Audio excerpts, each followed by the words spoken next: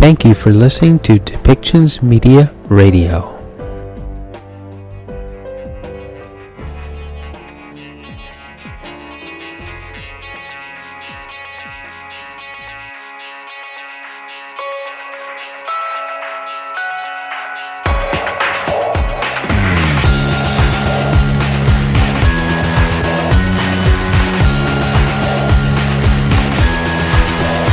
Welcome to Policy and Rights, the show about government policy and human rights.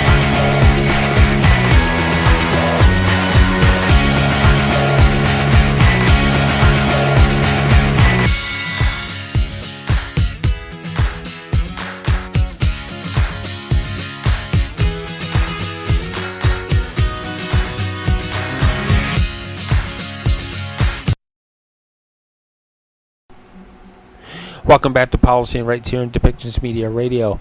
I am your host, Michael Clogs. As we heard in a previous recording from the UN Security Council about the Syrian-Turkish border crossing Bab al-Hawa, that the Russian Federation vetoed the resolution that had been come up with by Ireland and Norway. And in this next recording, we're going to hear that there was another resolution proposed, and there were 12 votes in favor of it, with 3 countries abstaining from the vote, which were the United States, United Kingdom, and France.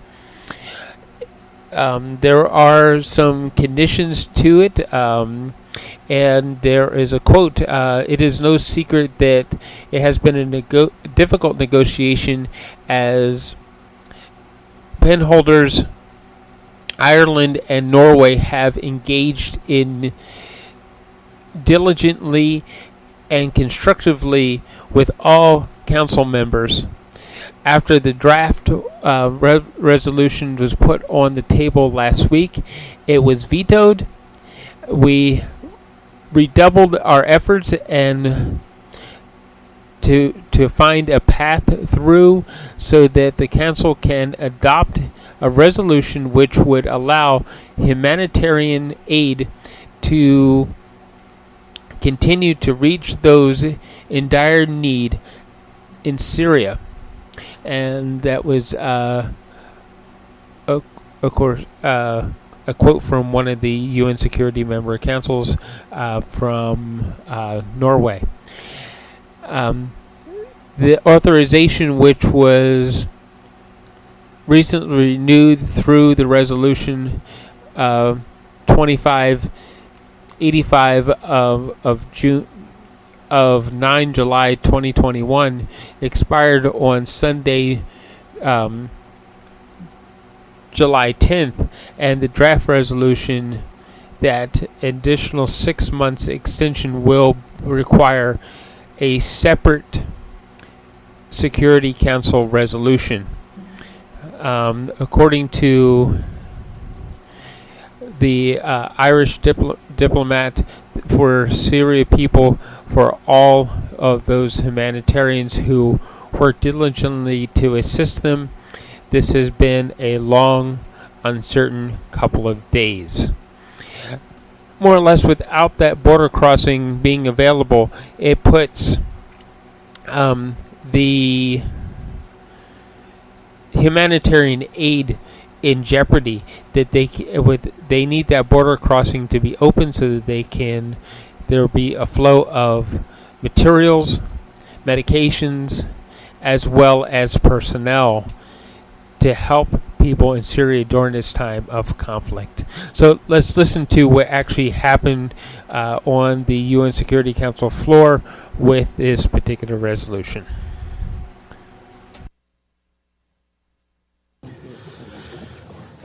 The 9089th meeting of the Security Council is called to order.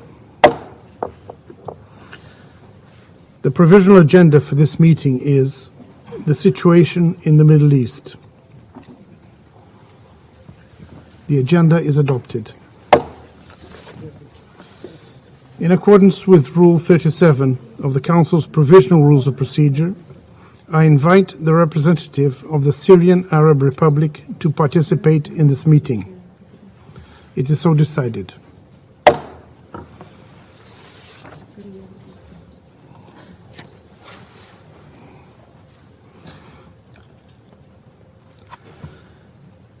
The Security Council will now begin its consideration of item 2 of the agenda.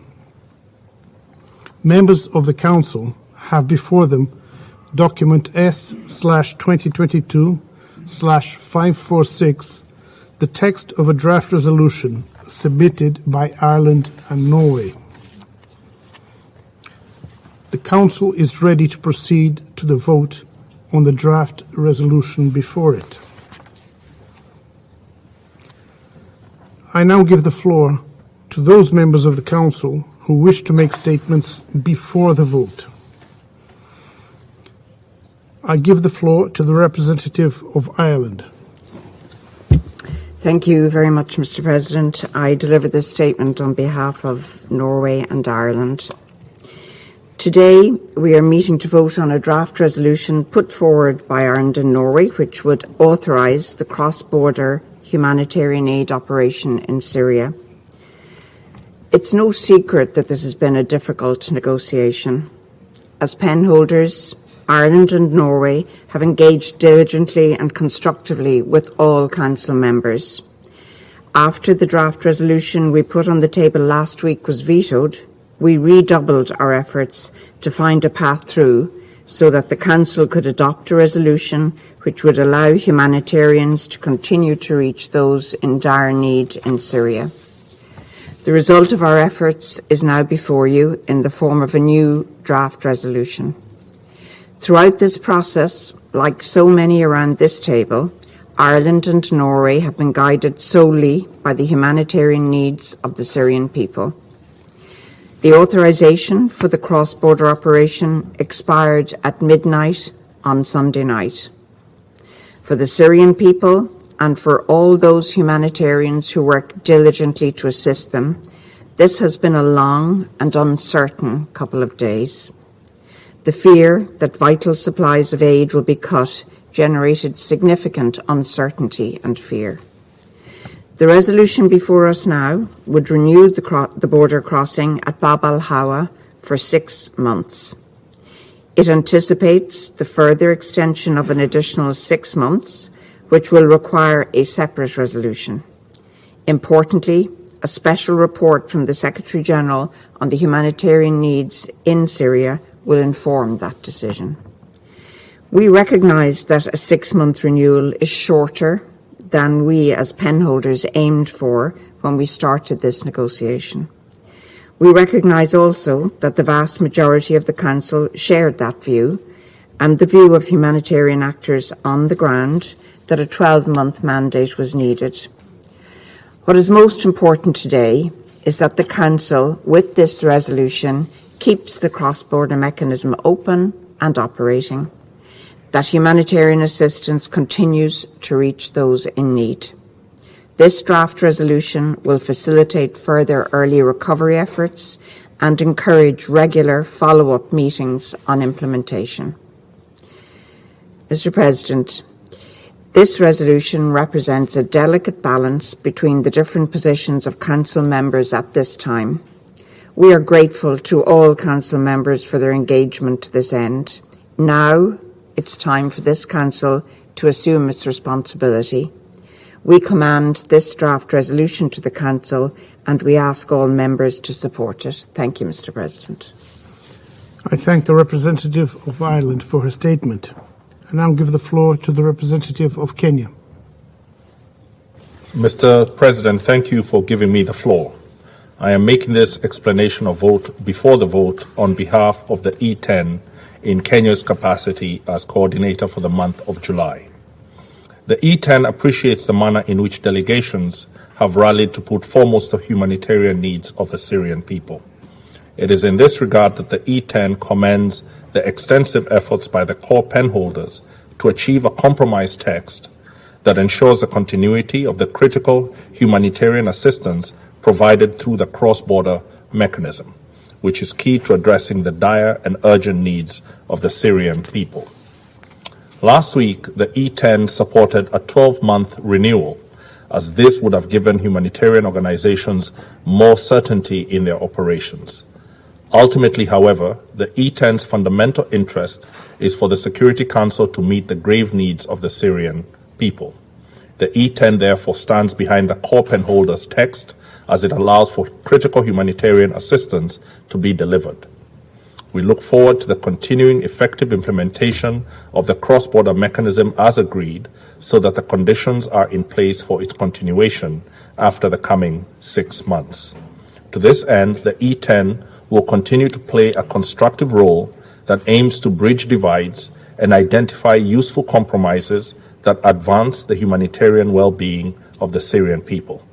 I reiterate that the E10's pressing interest remains the uniting of the Security Council on this issue and on behalf of the Syrian people. Thank you. I thank the representative of Kenya for his statement. I shall put the draft resolution to the vote now. Will those in favor of the draft resolution contained in document S/2022/546 please raise their hand?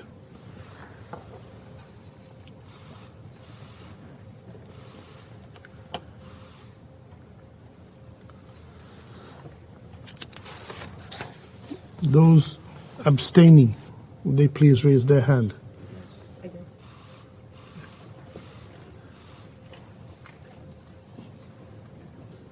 Those against?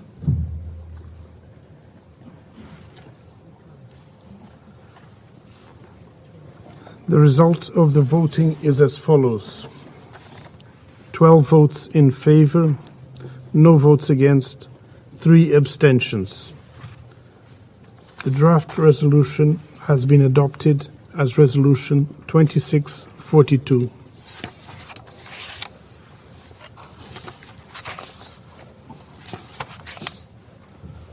I now give the floor to those members of the Council who wish to make statements after the vote. I give the floor to the representative of Norway. Thank you, President. I deliver this statement on behalf of Ireland and Norway. As penholders, Norway and Ireland welcome the Council's adoption of this resolution, renewing the authorization for the cross-border humanitarian aid operation into Syria. Throughout this negotiation, Norway and Ireland engage carefully and constructively with all Council members. Our objective has always been clear: humanitarian aid must reach all people in need in Syria. We have listened carefully to the UN and to the humanitarian agencies on the ground. They were clear that given the level of humanitarian need in northwest Syria, the cross-border mechanism must be renewed. They were also clear that for effective implementation of the humanitarian response serving the long-suffering people in northwest Syria, a minimum of 12 months extension was needed. As penholders, we worked for that outcome, and we regret the use of the veto by one member of the Security Council which prevented this. The resolution we're adopted today keeps the critical cross-border mechanism open. It allows for its life-saving humanitarian operation to continue. For those in humanitarian need in northwest Syria who have been in an uncertain situation with the negotiations running into overtime, we can assure them, and that's what matters. The cross-border operation is their lifeline, and today the cross-border operation remains. The Council has a responsibility to put the needs of the Syrian first and to ensure humanitarian relief can reach those who rely on it. As we move forward, it is incumbent upon every one of us to come together for the sake of the people of Syria, to support humanitarian deliveries by any modalities, and to support continued and enhanced early recovery efforts. It is our sincere hope that this Council can build on this adoption to engage in further constructive dialogue on Syria, and above all, to put the needs of the people of Syria at the heart of all that we do. Over 11 years into the terrific conflict, the people of Syria have suffered too much and for too long. Ireland and Norway call for redoubled effort to work towards a political solution in Syria. We urge all parties to engage urgently and constructively with the efforts of the Special Envoy. Finally, Ireland and Norway wish to thank all Council members for their engagement on this important file. We would like to warmly acknowledge the critical role played by the 10 elected members of the Security Council throughout this process. With this resolution, the Council ensures that life-saving humanitarian assistance continues to be delivered to the many millions in need in northwest Syria. Thank you. I thank the representative of Norway for her statement. I now give the floor to the representative of India. Thank you, Mr. President. India welcomes the adoption of the resolution extending authorization of humanitarian assistance to Syria through al-Hawa crossing. Today's adoption will reassure nearly 4 million people in the northwest of Syria, 2.7 million of whom are IDPs, many of whom are women and children. At the same time, we should not lose sight of the fact that more than 14.5 million people across Syria need humanitarian assistance in one form or the other, with essential food items and fuel in short supply. Food insecurity has reached historic highs, and an estimated 60% of the population is food insecure, as per the UN. It is clear, therefore, a decisive forward movement on the political track in Syria remains an urgent imperative to alleviate the sufferings of its people. To realize this, all parties, particularly the external players, need to display their commitment in tangible terms to a Syrian-led, Syrian-owned, UN-facilitated political process in line with UN Security Council Resolution 2254. We reiterate call for enhanced and effective humanitarian assistance to all Syrians throughout the country without discrimination, politicization, and preconditions. While cross-border operations are predictable and important, they cannot continue to exist in perpetuity. Concrete steps need to be taken to address the hurdles that are obstructing the functioning of cross-line operations. Mr. President, humanitarian assistance cannot be a matter of political expediency. Linking humanitarian and developmental assistance with the progress in the political process will only exacerbate the humanitarian sufferings and should be avoided. International community also needs to constructively look at promoting projects which will bring much needed jobs and economic opportunities for the Syrian people. Similarly, early recovery projects which help Syrian people to move in a direction of self-sustenance need a realistic basis to move forward. In conclusion, let me reiterate that India is committed to supporting the people of Syria in their endeavor for seeking lasting peace and stability. I thank you. I thank the representative of India for his statement. I now give the floor to the representative of France. Monsieur le Président. President, the renewal of the cross-border humanitarian aid mechanism is a relief because this remains a vital mechanism for millions of Syrians. I commend the efforts of Ireland and Norway to reach a compromise. But France will not be satisfied with this precarious renewal for just 6 months, which will expire during the winter at the very moment when aid is the most indispensable, without any firm guarantees of continuation. The call by the Secretary-General and the whole of the humanitarian community to renew this mechanism for 12 months was clear and ignored. This Council is therefore not up to its responsibilities, and this is why France abstained. Our mobilization, however, remains intact. France will continue to fully assume its humanitarian responsibilities in the spirit of the principles and parameters of the Secretary-General on United Nations assistance in Syria. We shall be extremely vigilant in 6 months' time, when the time for the renewal of the cross-border mechanism comes, to ensure that the Security Council gives the humanitarian community the possibility to meet the immense needs of the people. France remains mobilised to bring an end to the war, and our position and that of our European partners remains unchanged. We will not finance reconstruction and lift sanctions until a credible political process that is inclusive is firmly underway, pursuant to Resolution 2254, adopted unanimously by this Council. Thank you. I thank the representative of France for his statement. I now give the floor to the representative of the United Kingdom. Thank you, President. And I join others in thanking Norway and Ireland for their work as penholders. The UK approached this renewal as we have every year since the mandate was first agreed in 2014, on the basis of humanitarian need and humanitarian need alone. Humanitarian need in Syria is the highest it has ever been. 4.1 million people in need of aid across the northwest, of which 2.4 million are reliant solely on the UN cross-border mechanism for life-saving assistance every single month.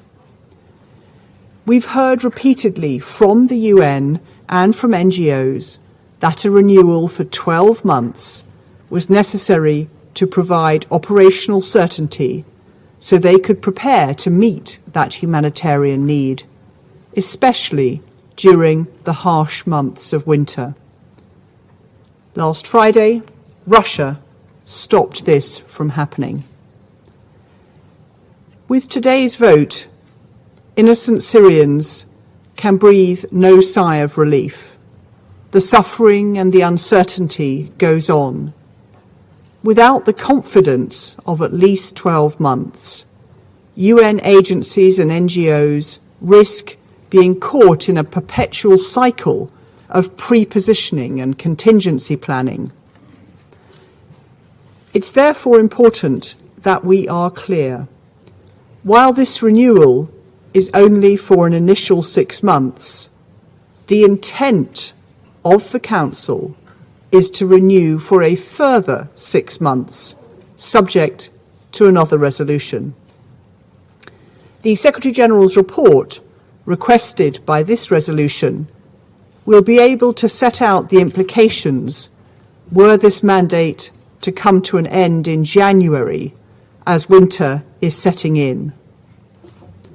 The humanitarian case for a further renewal will be self-evident, and to oppose it would be to ignore the suffering of 4.1 million people. The UK will continue to support the UN's efforts to deliver its humanitarian response plan, but we will not consider providing any reconstruction assistance without a credible, substantive and genuine political process firmly underway. A genuine political process is the only sustainable means of ending suffering in Syria. Thank you, President. I thank the representative of the United Kingdom for her statement. I now give the floor to the representative of China. Mr. President, China welcomes the Security Council's adoption of the resolution renewing the authorization for the humanitarian assistance in Syria. We thank Ireland and Norway, as well as Russia and other members, for their active efforts over the past few days to promote a final outcome through intensive communication. Facts have shown that it is normal for members of the Council to have differences on relevant issues. It is only natural that sometimes divergences may be sharp, but as long as we have full political will, persevere in patient consultations and accommodate each other's concerns, we can still find effective solutions to these problems. ramming through a vote when major differences still exist will only intensify contradictions and differences and will do a disservice to maintaining the unity of the Council and ensuring its effective discharging of its responsibilities. Mr. President, China's position on the humanitarian issue in Syria is as consistent as it is clear. We always maintain that humanitarian assistance to Syria should respect Syria's sovereignty and the ownership of the Syrian government. Cross-line delivery should become the main channel for humanitarian assistance to Syria. Cross-border delivery is a temporary arrangement made under specific circumstances. It is necessary to speed up the transition to cross-line relief and establish a clear timetable for the eventual determination of cross-border relief. Mr. President, the resolution just adopted provides for the necessary flexibility to allow the Council to assess and adjust its mandate in a timely manner. The resolution sets out clear demands for early recovery programs and greater transparency in relief efforts. The bi-monthly informal interactive dialogues of the Security Council are also conducive to concrete follow-ups on the resolution. We expect all parties to strictly abide by the basic principles governing international humanitarian assistance, strictly comply with the requirements of the Security Council resolutions, ensure the neutrality and transparency of assistance, and make it more targeted and effective. In closing, I wish to reiterate that unilateral sanctions severely restrict the operations of the international humanitarian agencies in Syria and run counter to the efforts of the Security Council and the international community to improve humanitarian access and increase humanitarian resources in Syria. China urges the relevant countries to immediately and comprehensively lift unilateral sanctions against Syria. Thank you, Mr. President. I thank the representative of China for his statement. I now give the floor to the representative of Albania. Thank you, Mr. President. And I would like to first express my delegation's appreciation for the outstanding work done by the penholders, Ireland and Norway, as well as the active engagement of Kenya as the coordinator of the E10 in order to streamline this process. Albania voted in favor of this resolution today. We did so with a sense of deep responsibility, but also with a heavy heart. Last Friday was one of those regretful and dark moments when the Security Council isn't able to live up with its responsibilities, when it produces the contrary of its raison d'être. Our position, as outlined clearly and strongly so many times in this chamber, including during the E10 explanation of vote just a few minutes ago, was another one for a better result. We wanted the 4 million Syrians to rely with confidence on this exceptional lifeline, to allow humanitarian actors to plan more adequately and mobilize resources in time. We wanted children, girls, mothers, entire families, as well as those brave humanitarian workers to believe and see that the Security Council is on their side. Last week we failed, ironically, while being right, because we were stopped by a power we do not possess, by a privilege that was misused, the veto. Yes, again, the veto by Russia. We agreed today on this imperfect and difficult compromise because saving human lives is above diplomatic pride or geopolitical scores, because the needs of those millions of Syrians in desperate need come and should come first. We have said it so many times and we maintain it. Those who need help must get help everywhere. By voting this text, we are doing our part with an open heart, not with cynicism, with solidarity, not with calculations. We continue to believe that continuing effective implementation of the cross-border mechanism remains crucial, and that, upon recommendations from the Secretary General, we will be able to extend it for another 6 months next January. Until a new Syria emerges out of the ruins of a war that has entered its 12th year, cross-border assistance will continue to be vital to meet the immense humanitarian needs in northeastern Syria. We must inspire hope and trust to the Syrian people and help them find the way to their future in a dignified way, through free choice, with their rights respected through a democratic process, with effective justice accountability as fundamental parts of it. And I thank you. I thank the representative of Albania for his statement. I now give the floor to the representative of the United Arab Emirates. السيد الرئيس بداية Mr. President, the UAE aligns itself with a statement delivered by Kenya on behalf of the E10. We welcome the adoption of today's resolution to extend the cross-border aid mechanism in Syria, and we are pleased that a compromise has been reached. It reflects the Council's commitment to respond to the massive humanitarian need. It also represents a critical step to ensure the delivery of humanitarian aid to all those in need across Syria by all means. As such, we extend our sincere thanks to Norway and Ireland, the penholders of the Syrian humanitarian file, for their tireless efforts in facilitating the negotiations that led to the adoption of this resolution. We also appreciate the cooperation of all Council members in this regard. We stress that the international community must continue its efforts to alleviate the suffering of the Syrian people and to ensure access to all basic services. This includes stepping up early recovery projects to respond to the urgent needs on the ground, especially considering the ongoing global food and health crises that are exacerbating around the world. We welcome the inclusion of language in the resolution about electricity projects for the Syrian people. Electricity is a fundamental humanitarian necessity that is essential. Without electricity, essential services such as hospitals and schools cannot function, and millions of Syrians are unable to receive water without it. To conclude, we hope to build on this momentum, especially towards January of next year. It is critical to continue prioritizing the Syrian file in all its aspects on the long term to achieve stability, prosperity, and peace for the Syrian people, that brotherly country, in particular in the Arab world as a whole. Thank you, Mr. President. I thank the representative of the United Arab Emirates for her statement, and now give the floor to the representative of the Russian Federation. Thank you, Mr. President.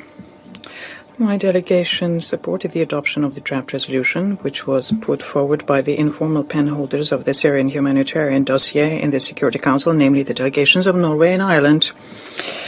It allows the Syrian cross-border mechanism to continue working until January 2023.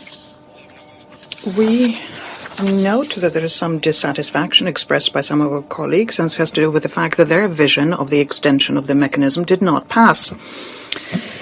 Well, the world is not limited by the Western countries, or the so-called first golden billion, as was imagined in Washington, London, and Paris. And it's time for you to get used to respecting the interests of other states, first and foremost, such states who are impacted directly by the Security Council decisions.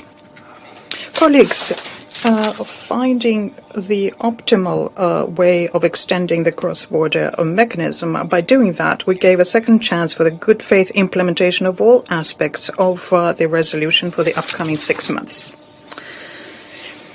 And through the opportunities offered through the informal interactive dialogues within the Security Council, we're going to continue to monitor progress in implementing the resolution we adopted today, so as to decide on the ultimate fate of the cross-border mechanism. We're convinced that it's only through candid and substantive dialogue on the issues in the Syrian humanitarian track, whilst involving all of the interested parties, we will be able to, in 6 months' time, come up with a well-considered decision. The special reports of the Secretary General, unfortunately, as was shown by practice, are not sufficient for that purpose. We now need to all work on many important areas, including increasing the deliveries through cross lines in all of the regions in Syria. We call also upon the Secretary General to pay special attention to the need to lift unilateral sanctions in the context of the consequences of the COVID-19 pandemic still not yet overcome. What is needed and to be as active as possible to make sure that this issue is eliminated in Syria, and this will increase the opportunities for a donor to fund early recovery projects in this Arab country. And we are going to closely monitor the implementation of also all these goals as well, and expect that by January 2023, the Secretary General will provide the Council with exhaustive information on the work done. I thank you for your attention. I thank the representative of the Russian Federation for his statement. I now give the floor to the representative of the United States. Thank you, Mr. President. And I also want to thank the penholders. I want to thank them for leading a process with integrity and unquenchable commitment to meeting the needs of the most vulnerable Syrian people. The vote we took this morning is what happens when one council member takes the entire Security Council hostage, with the lives of Syrian men, women, and children hanging in the balance. Right now, the humanitarian needs in Syria are greater than they have ever been. As other colleagues have noted, the Secretary General asked for more. UN agencies asked for more. NGOs asked for more. Syrians asked for more. All these voices told us that a straightforward 12-month mandate for cross-border was the bare minimum, that now was the moment to step up.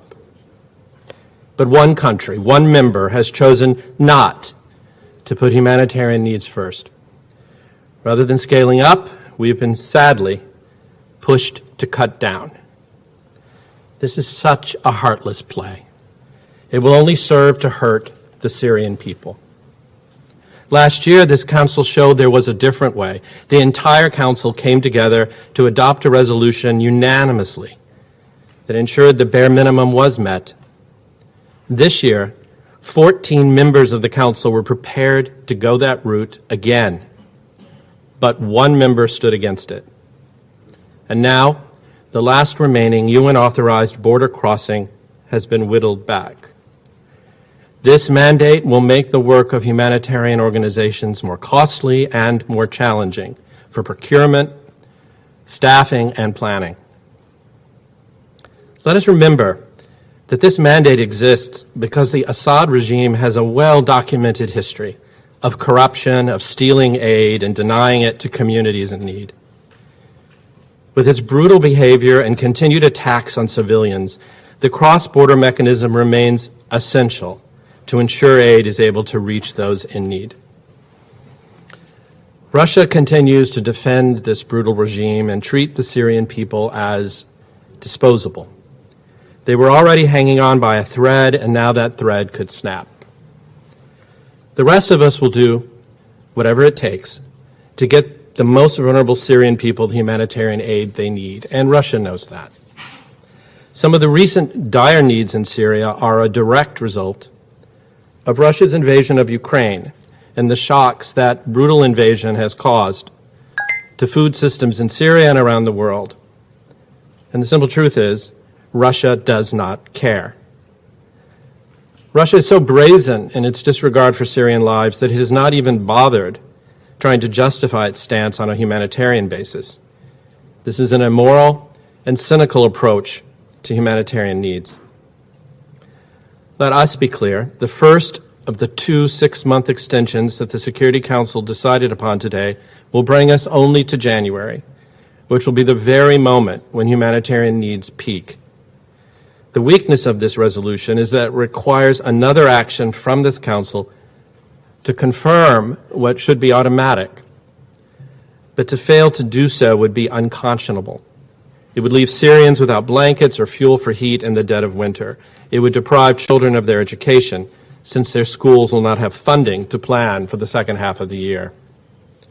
We cannot lose sight of the gravity of this decision and what will be at stake.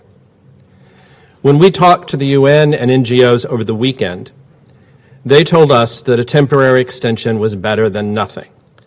And since our approach to humanitarian aid has always been driven by needs, we are listening to the experts on the ground.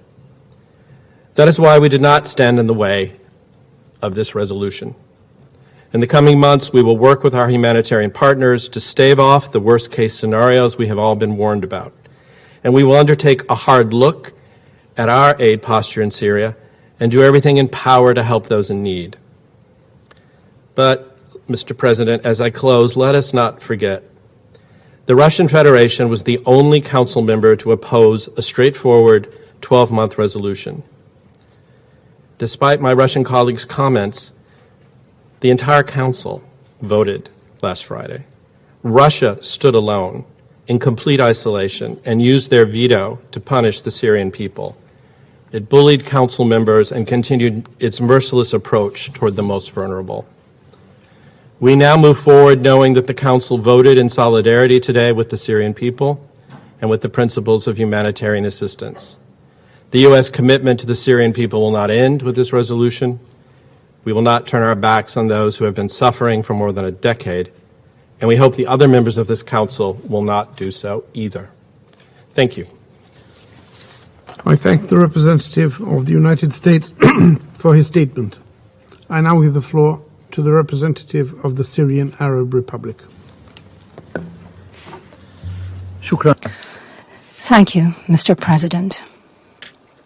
Mr. President, the government of the Syrian Arab Republic has underlined time and again that it is the main responsible of all matters related to the Syrian people. We have constantly expressed over the past years our keenness to ensure that humanitarian assistance reaches all Syrians all over the country without discrimination or exclusion. The government of my country, in the hardest times, succeeded in facilitating many of the UN convoys and the ICRC's convoys, as well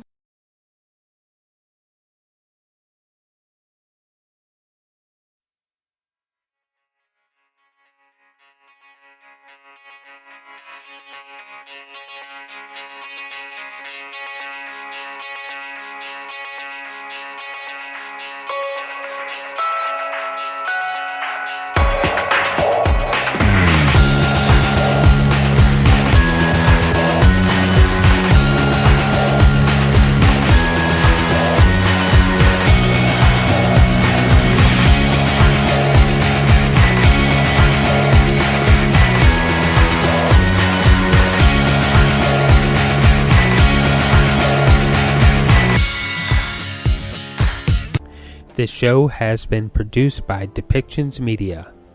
Please contact us at depictions.media for more information.